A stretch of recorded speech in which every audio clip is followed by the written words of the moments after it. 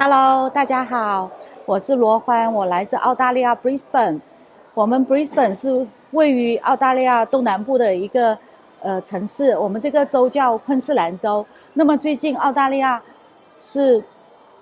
把昆士兰州作为第5个安乐死合法化的州。我知道在全世界一些很有名的人都选择去瑞士做安乐死，好像费用大概是70万人民币。比方说澳大利亚前几年一位很有名的教授，退休的教授90多岁，他选择去了瑞士做安乐死，我也看过那个纪录片。然后台湾就前2年70多岁一位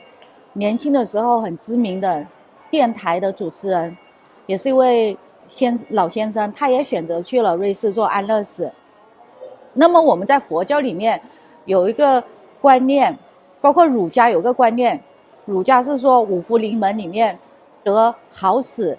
是一个福气的事情，那而且在佛教里面得好死也是一个福气的表现。那我今天就想请教我们的堪布，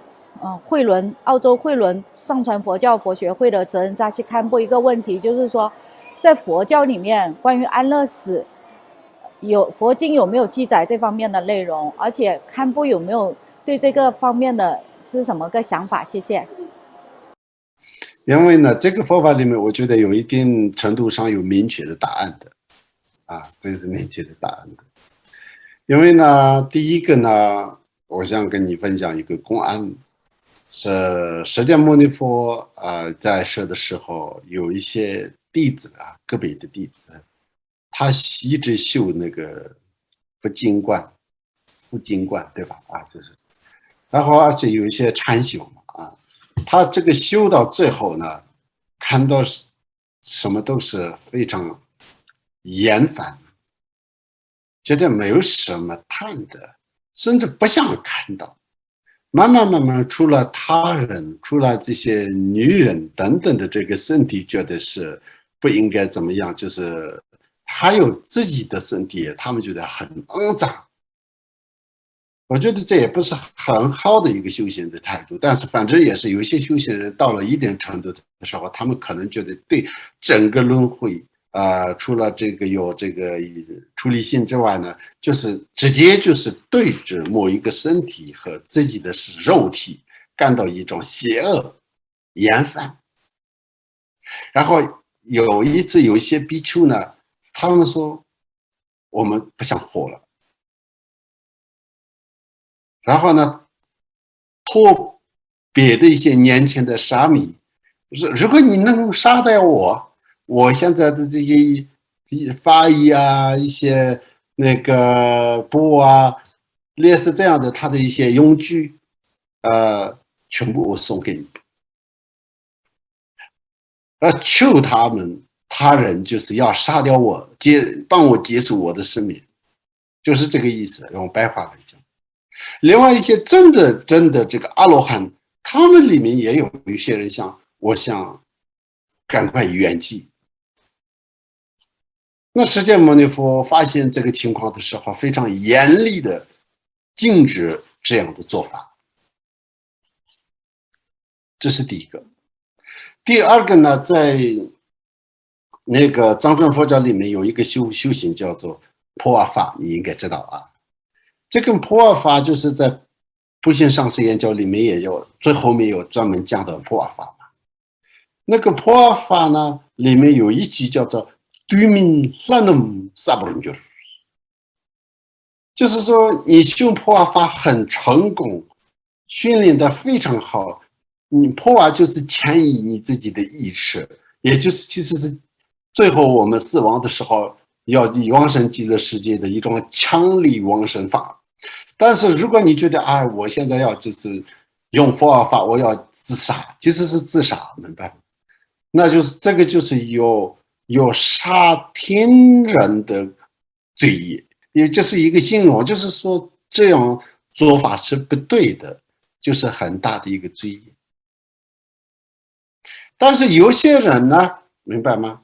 真的是非常痛苦，一些疾病的一些折磨等等，生不如死的这种状态，真的是我们就是如果帮他结束了他的生命，我觉得他太痛苦了，应该是一个功德，看起来有这种情况在社会上。但是如果我们这样做的话，其实是这种，因为你要有超度的能力的人，一个菩萨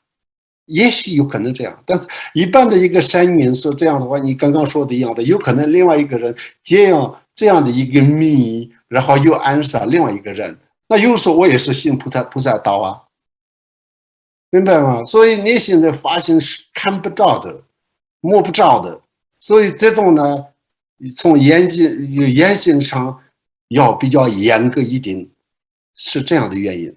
如果我们用大法的名义做一些夸张和一些超出一般的这个伦理和法律的这种范围的东西的时候，这个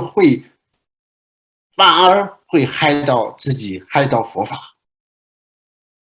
所以呢，我们没有办法用这个利益他人的名义劝他们说，哦，你可以去安乐死。而且佛法的这个无论是大乘小乘里面也非常特别的记载说，就是不用安乐死，就是不应该用任何方式来就是这个就是自杀。其实安乐死我觉得是一种自杀，我个人的认知当中是这样的。当然是心甘情愿的一个自杀，也舒舒服服的自杀，但是自杀。尤其是佛法里面呢，暇满难得的人生是非常可贵的一个珠宝一样的，能活一天，尤其是你就是劝他就是念佛，有这种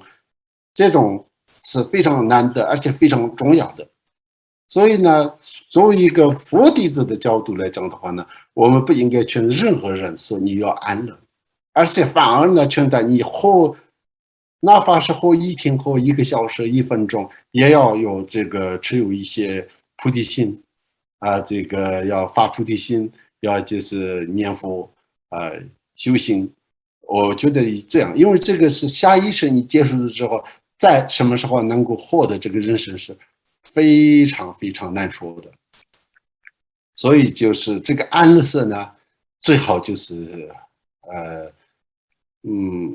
不要用到那种。但是这个在这个我觉得现在一些这个没有宗教信仰的啊，一些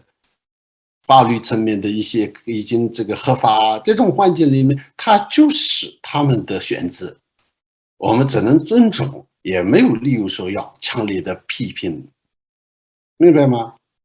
这两个是要分开。好的，感恩堪布。好，没有问题的，谢谢你的参与啊。